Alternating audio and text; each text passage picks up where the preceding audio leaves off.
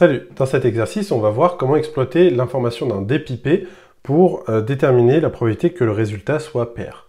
Donc on nous dit que le dé est pipé, donc pipé ça veut dire truqué, et il a l'impression que le 6 tombe 3 fois plus que tous les autres.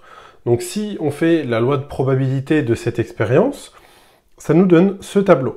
Alors petit rappel, la loi de probabilité c'est juste dire avec quelle probabilité arrive chaque issue. Donc chaque issue, c'est chaque chose qui peut se passer. Donc là, on a 1 avec la probabilité x, on ne connaît pas, hein, parce que le dé est truqué. 2 pareil, 3 pareil, 4 pareil, 5 pareil.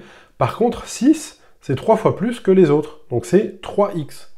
Donc voilà, ça c'est ce qu'on peut savoir en regardant l'énoncé. Mais, petit rappel, parce que le x, il va bien falloir qu'on le trouve, petit rappel, on va utiliser le fait que la somme des probabilités de toutes les issues possibles d'une expérience aléatoire, ça vaut 1. En gros, ce que ça veut dire, c'est que quand on regarde tout ce qui peut se passer, la probabilité, c'est forcément 1, parce qu'on dit que c'est l'événement certain. Par exemple, si je vais lancer une pièce de monnaie, même si elle est truquée, je sais que je vais faire soit pile, soit face. Donc si j'additionne la probabilité de pile et la probabilité de face, ça me fera 1.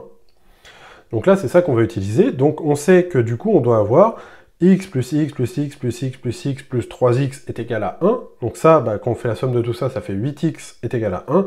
Donc x vaut 1 sur 8.